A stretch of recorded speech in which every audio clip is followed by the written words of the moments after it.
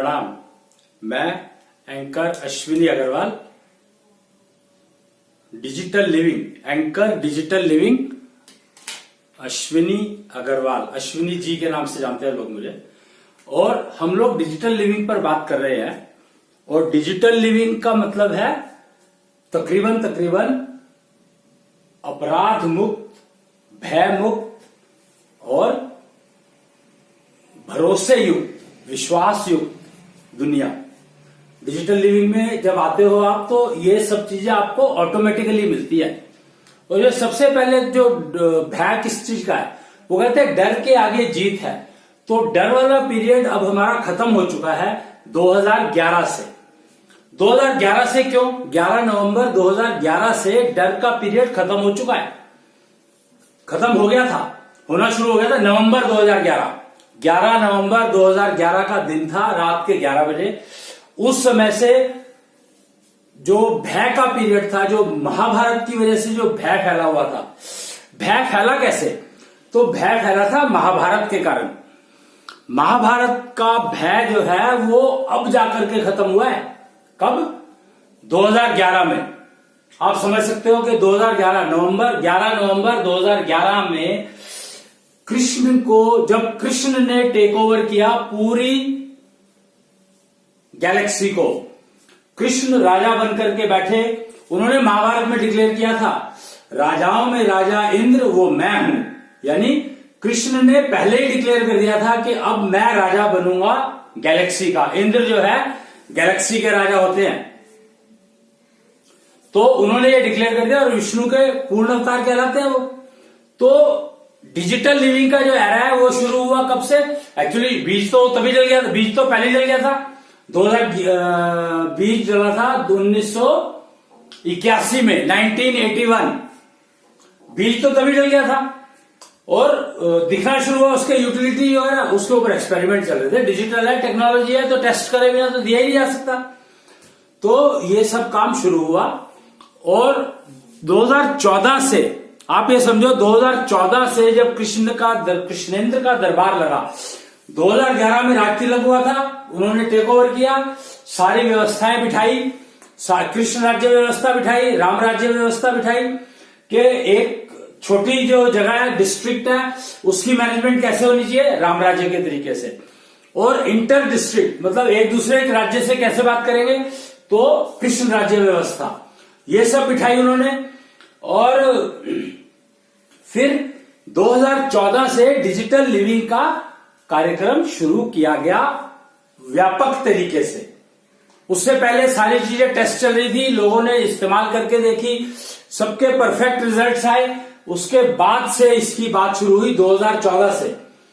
और आप देख सकते हैं कि 2014 से कितना चेंज पृथ्वी पर हुआ है। आप महसूस कर सकते हैं, फील कर सकते हैं चेंज। नहीं तो वही चला आ रहा था, भय मुक्त वातावरण चला आ रहा था। भय किसने फैलाया था? भय कब फैला था? भय फैला था जब दुर्योधन ने कहा था, एक नौक की जमीन भी, नौक जितनी जमीन भी मैं नहीं दूंगा अपने भाइयों को। मतलब इमेजिन कि दुर्योधन क्या कह रहा है, मैं अपने भाइयों को एक नौक जितनी जमीन भी नहीं दूंगा, सुई की नौक के बराबर जमीन भी नहीं दूंगा। तो वे और रहेंगे कहां? तो इतना भय फैला हुआ था। और वो भय फैला रखा था दुर्योधन ने। अब वो उसको चाहे कैसे भी समझो, पर फेस जो दिखता था वो दुर्योधन का दिखाई देता था। और उसके अलावा काम करने वाले, चाहे पीछे कोई हो, गाइड करने वाला कोई हो, उसके बारे में मैं कुछ नहीं कह रहा हूं। फेस सामने दिखाई देता है दुर्योधन का, और वो दिखाई देता था। और वो भय अभी तक भी व्याप्त था पूरी सोसाइटी में। असल में वो भय था, वो भय बैठा कैसे उसके दिमाग में? दुर्योधन के दिमाग में भय बैठा कैसे? तो आपको पता है भय कैसे बैठा था?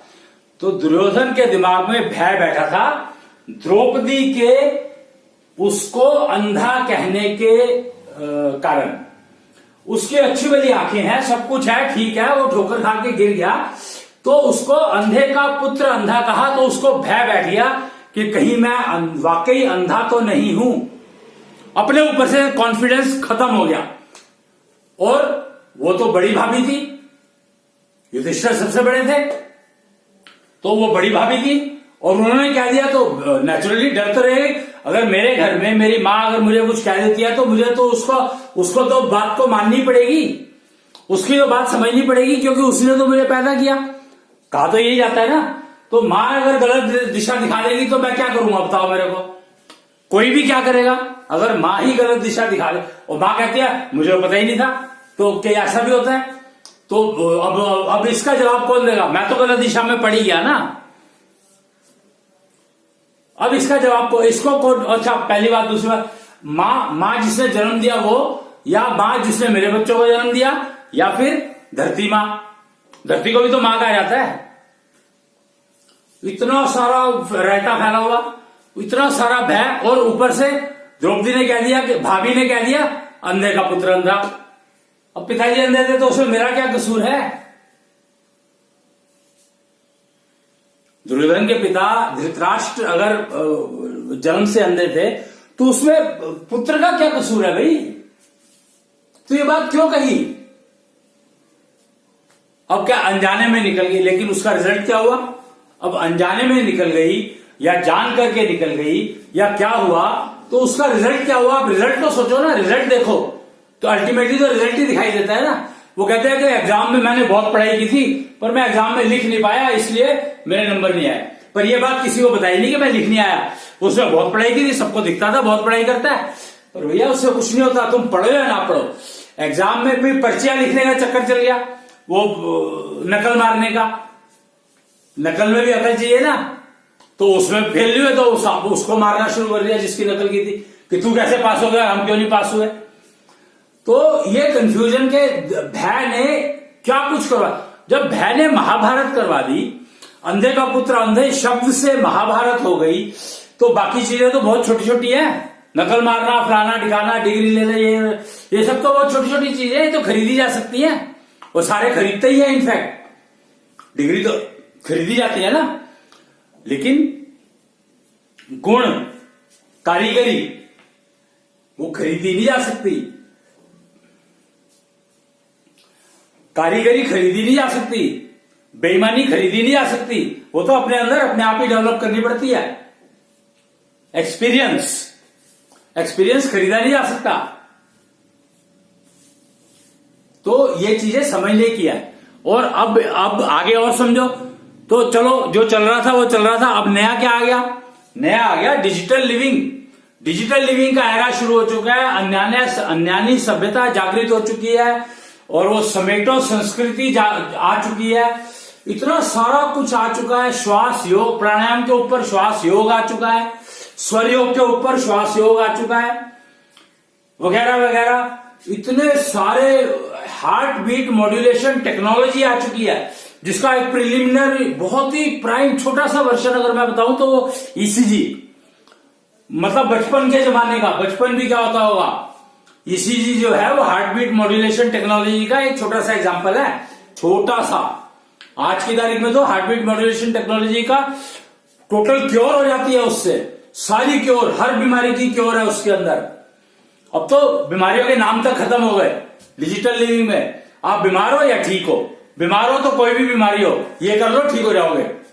लेकिन हर एक का अपना अपना है। डिजिटल का मतलब है मेरा अपना, तुम्हारा अपना, उसका अपना, उसका अपना, मां का अपना।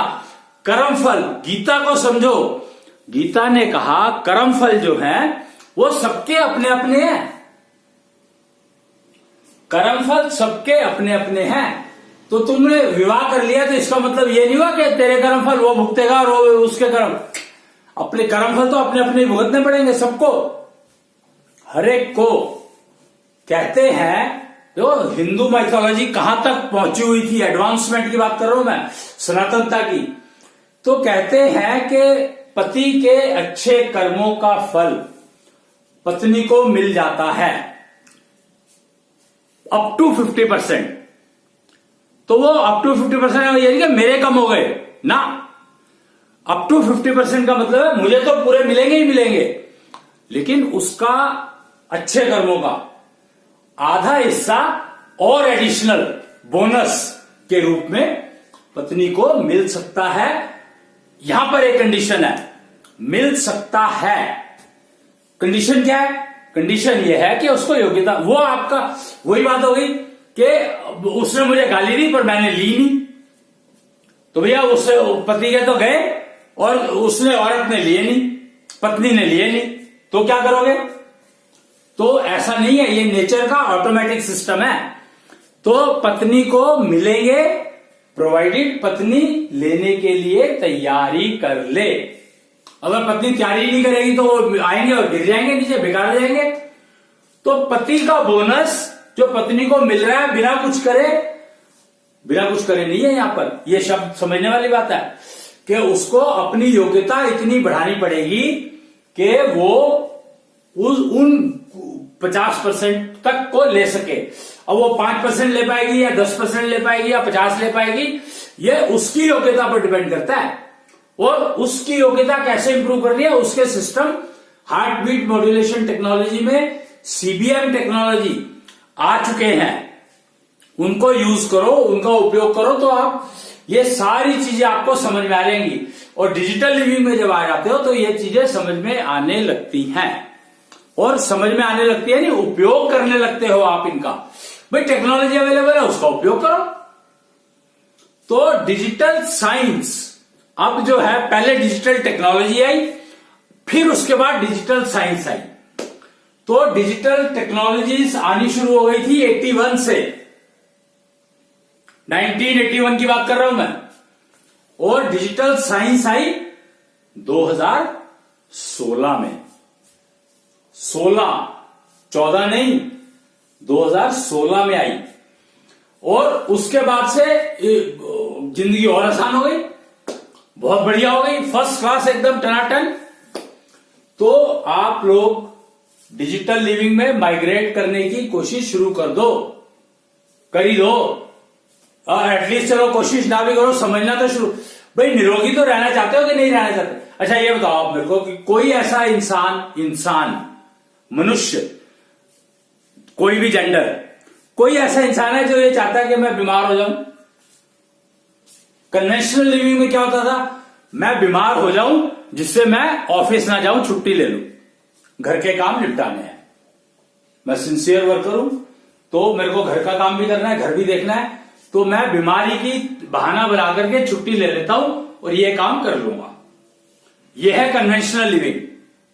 और डिजिटल लिविंग में कोई जरूरत ही नहीं है, आपकी एफिशिएंसी इतनी हो जाती है कि आपको बीमार रहने की जरूरत नहीं है, काम उतना ही करोगे जितनी जरूरत है, अपना दिन का काम निपटाओगे। पहले जो काम 10 घंटे में 12 घंटे में निपटता था, ओवर टाइम में निपटाते थे लोग। क्यों? क्योंकि एक्स्ट्रा इनकम हो जाएगी।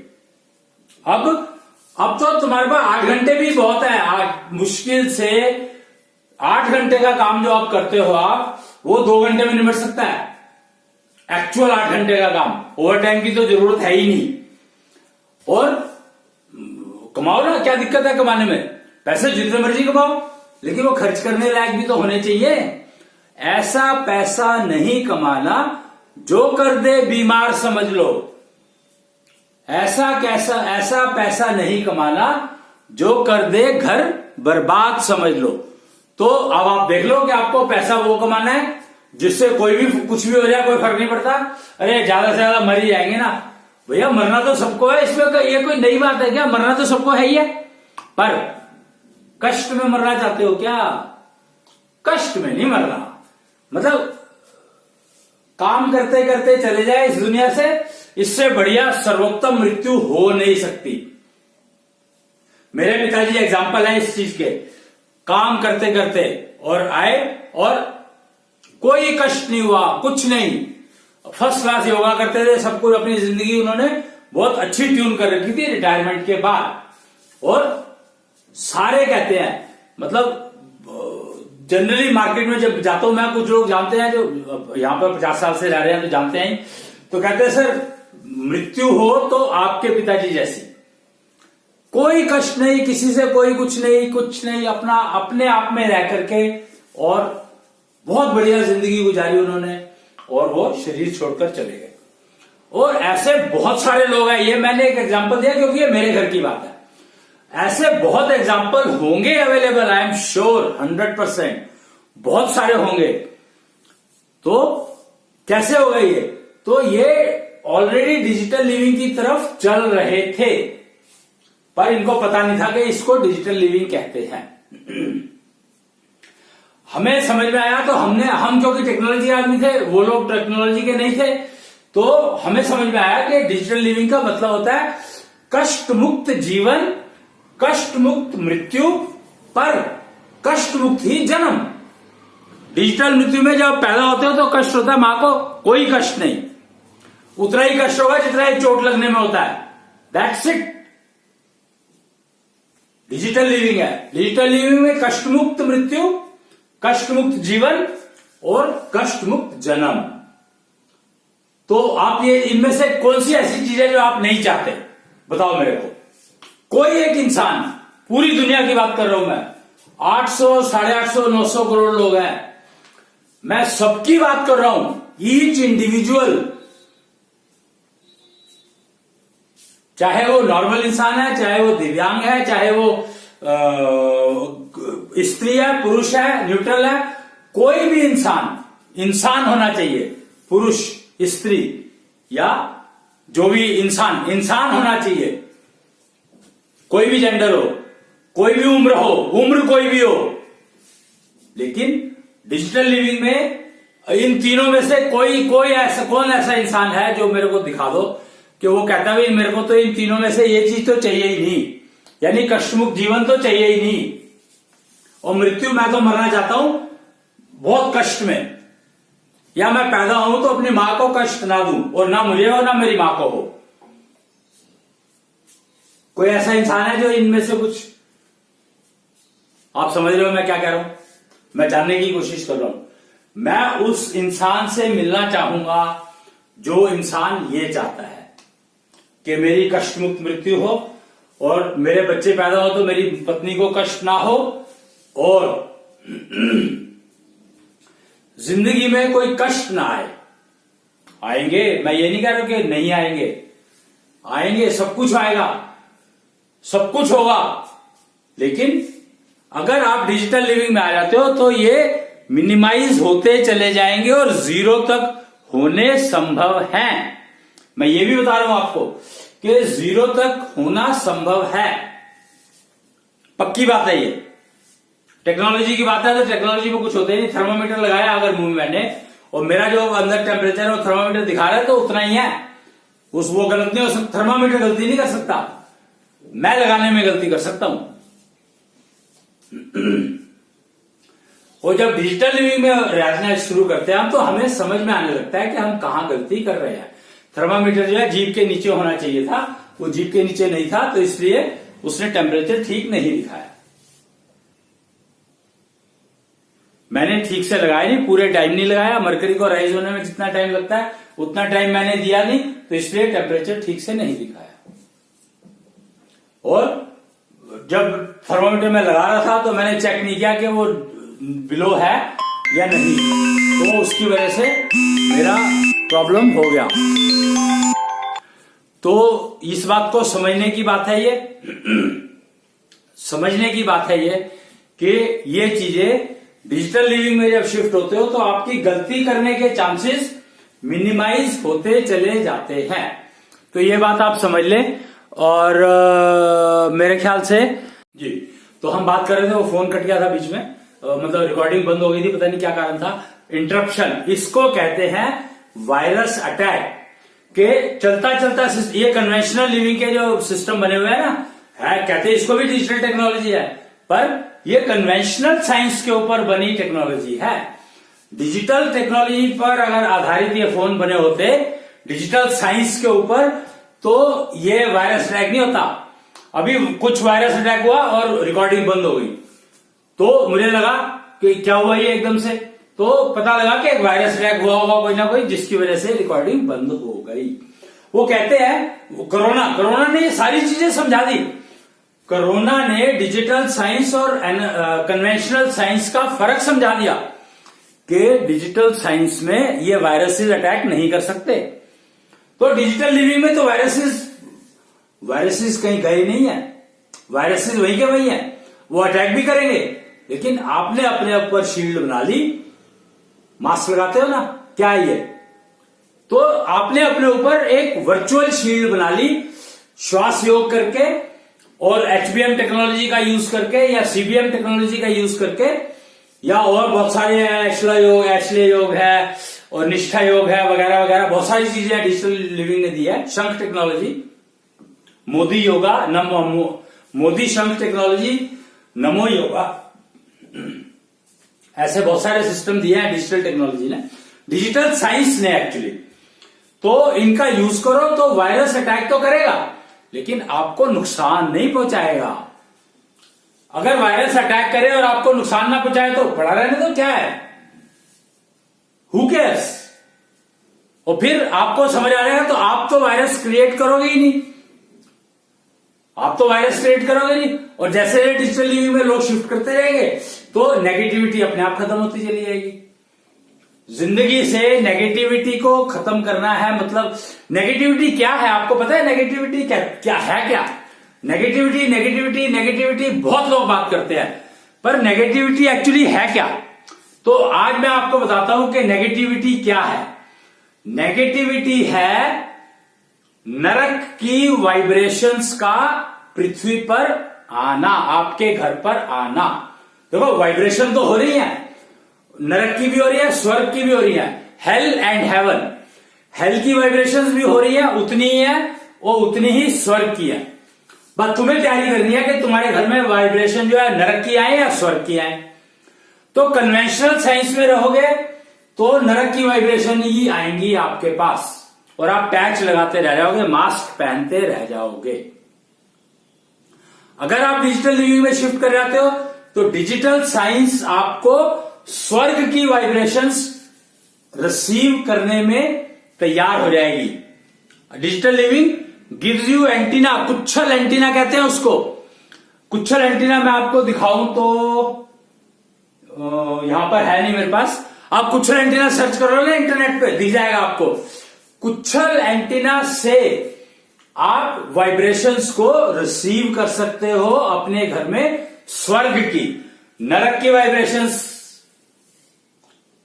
तो रिसीव हो ही रही है, आ ही रही है, आपने तैयारी नहीं कर, कन्वेंशनल साइंस में जी ही रहे हो आप। तो अगर आपको नरक की वाइब्रेशन चाहिए, हेल की वाइब्रेशन चाहिए तो वो तो आ रही है आपके पास, कोई प्रॉब्लम है ही नहीं। अगर आपको स्वर्ग की वाइब्रेशन अपने घर में लानी है तो आपको डिजिटल लिविंग में शिफ्ट करना होगा और एंटीना लगाना होगा। हर एक का इंडिविजुअल है, इसमें कोई किसी से लेना देना नहीं है, सबका अपना अपना है। कुच्छल एंटीना कहते हैं उसको, डिजिटल साइंस की देन है, डिजिटल टेक्नोलॉजी की देन है, डिजिटल लिविंग में है। तो ये चीजें मैं बताना चाह रहा था। पहले मैंने सोचा था कि इसको खत्म कर दूं, जहां पर वायरस अटैक हुआ है रिपेयर करूं उसको, पर मुझे लगा नहीं, ये वायरस अटैक ऐसा टेम्परेरी है। जैसे कोरोना का अटैक हुआ, आपने गए इलाज करवाया और वापस आ गए, ठीक हो गए, तो वो टेम्परेरी था, तो मैंने वो करा तो ठीक हो गया, चल गया, आप दोबारा रिकॉर्डिंग शुरू हो गई। तो सिमिलरली कन्वेंशनल साइंस आपको ये वायरस अटैक देती रहेगी। अगर आप डिजिटल लिविंग में शिफ्ट कर जाते हैं तो आपको ये वायरस अटैक इफेक्ट नहीं करेंगे, आपके पास शील्ड बन जाएगी। और तो और मतलब हाईएस्ट लेवल डिजिटल लिविंग कहती है कि अगर कोई आपसे ईर्ष्या करता है और आपको ऊपर अटैक करवाना चाहता है किसी वायरस का, तो भी आप जो अटैक करवाएगा उसके ऊपर 100 गुना नुकसान होगा। पक्की बात बता रहा हूं मैं आपको ये कि 100% नुकसान उसको होगा, उसके परिवार को होगा। अगर कोई ईर्ष्या से आपको नुकसान पहुंचाना चाह रहा है और आप डिजिटल लिविंग में रह रहे हो तो, और ये टाइम टेस्टेड चीजें हैं सारी की सारी।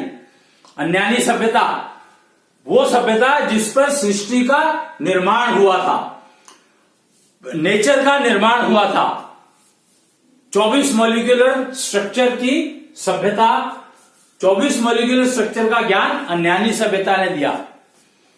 और अन्यानी प्रोसीजर्स आ गए हैं, सब चीज अवेलेबल है, निष्ठा योग प्रोसीजर्स अवेलेबल है, रेमेडीज के लिए हर चीज अवेलेबल है। मतलब डिजिटल लिविंग में रहने के लिए सब चीजें अवेलेबल हैं, आप उनको टेस्ट कर सकते हो खुद। Public is invited to test all these procedures whichever way they want.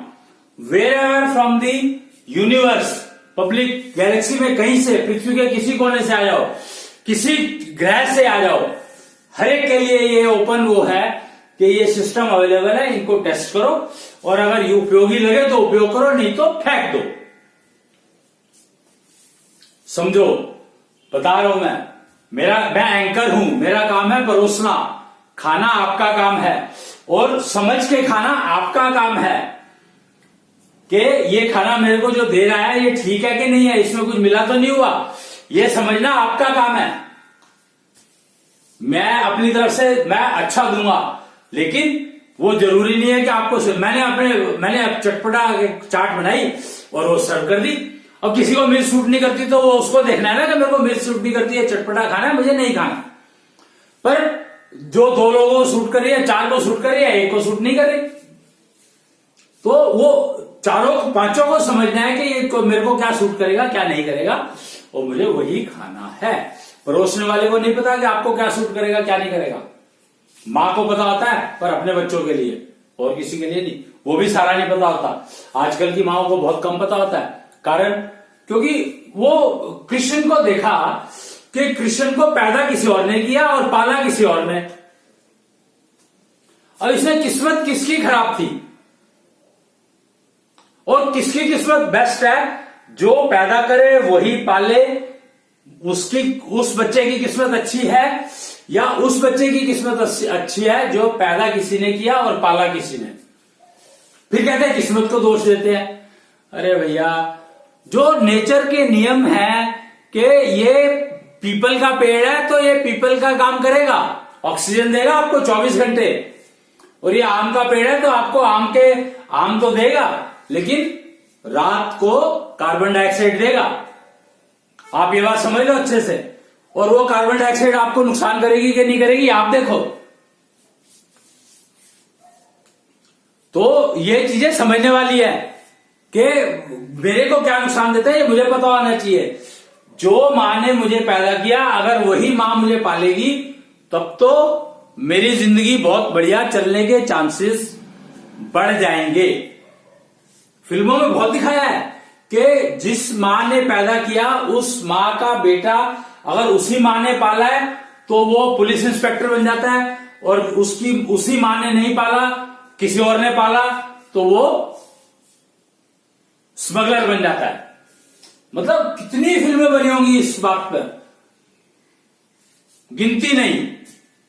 फिर और पहले 3 साल जो है, पहले एक्चुअली 2 साल, 2 नहीं 2.5 साल कहूंगा, 2.25 साल एक्चुअली के 9 महीने पेट में और ऊपर से 2 साल, ये जो 3 साल है, ये माँ अगर 3 साल में वही माँ पाले जो पैदा करती है तो वो बच्चा इतना बढ़िया सीखेगा कि उसकी जिंदगी सबसे अच्छी चलेगी। जिंदगी अच्छी चलेगी, कमाई ना कमाई वो दुनिया क्या सिखाती है उसको, कितना समझता है नहीं समझता है, कुछ नहीं कहा जा सकता। रावण एक एग्जाम्पल है। रावण ज्ञानी था, तो वो ज्ञानी इसीलिए था क्योंकि माँ ने 3 साल उसको बहुत ही तबीयत से तरीके से गुरु की पहचान सिखाई थी, और वो गुरु को पहचान करके और फिर उसने अपनी जिंदगी बचाई। तो रावण कहां तक पहुंचा। अब और उसके बाद उसने कुछ सीखा तो उससे कुछ गलतियां हुई, वो मैं उस बारे में जान नहीं रहा हूं क्योंकि रावण की स्टोरी सबको पता है। तो पहले 3 साल 9 महीने पेट में और 2 साल बाद में 2.25 साल, ये जो टाइम है ये पालने वाली माँ, पैदा करने वाली माँ ही अगर पाले बच्चे को तो वो सही चलेगा, सही चलेगा। 99% ज्ञानी जरूर होगा। अब ज्ञान का इस्तेमाल ठीक करे गलत करे ये दुनिया सिखाएगी उसको, पर ज्ञानी पक्का बनेगा। गुरु की उसको पहचान होगी, गुरु की उसको पहचान होगी। बाद में हो सकता है उसको उस गुरु के पास ना भेज, जिस गुरु की पहचान है उसके बाद ना भेज करके जबरदस्ती दूसरे के पास भेज दोगे तो उसका हम कुछ नहीं कर सकते।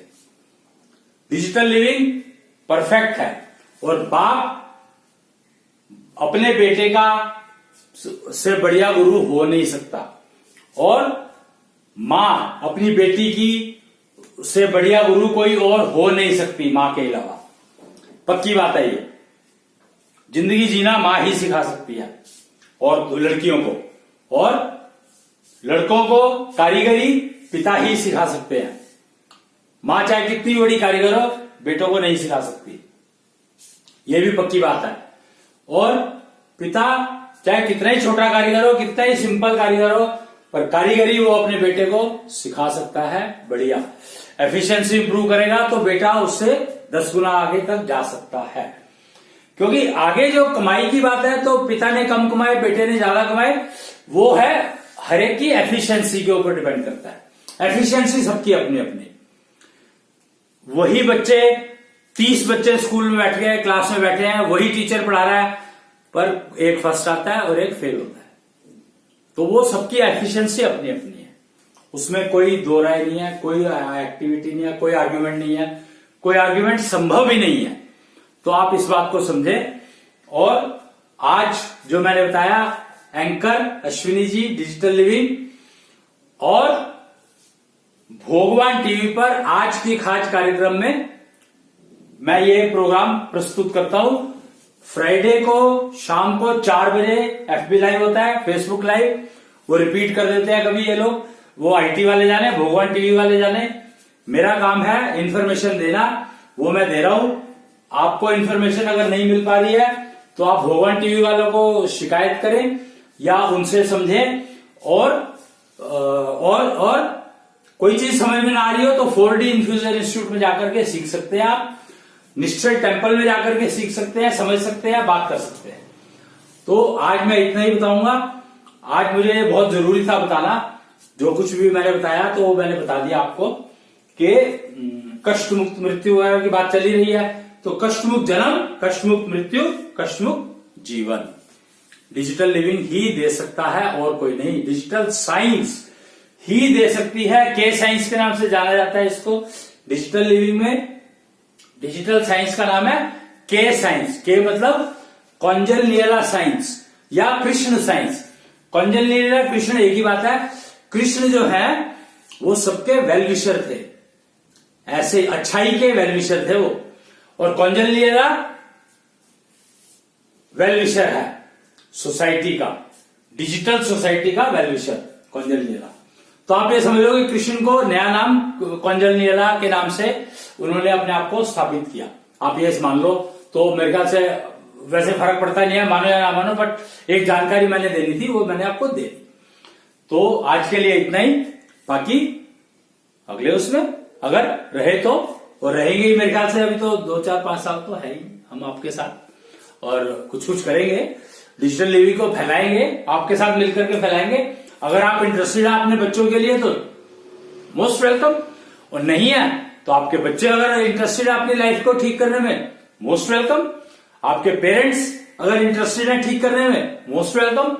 Any as, any gender, anywhere on earth, anywhere in Galaxy, digital living is available anywhere in any galaxy. Things are all available everywhere. They are available here right now. Other places we do not know, and we are not interested. If my earth is fine, so I will make sure that no attacks, no foreign enemies, aliens can attack my earth. The pledge, I pledge that I will not allow any alien to attack on my earth, provided my earth is living in digital science era. It started from 2016. So that's the end of the day today, and बाकी फिर मिलते हैं। Bye bye.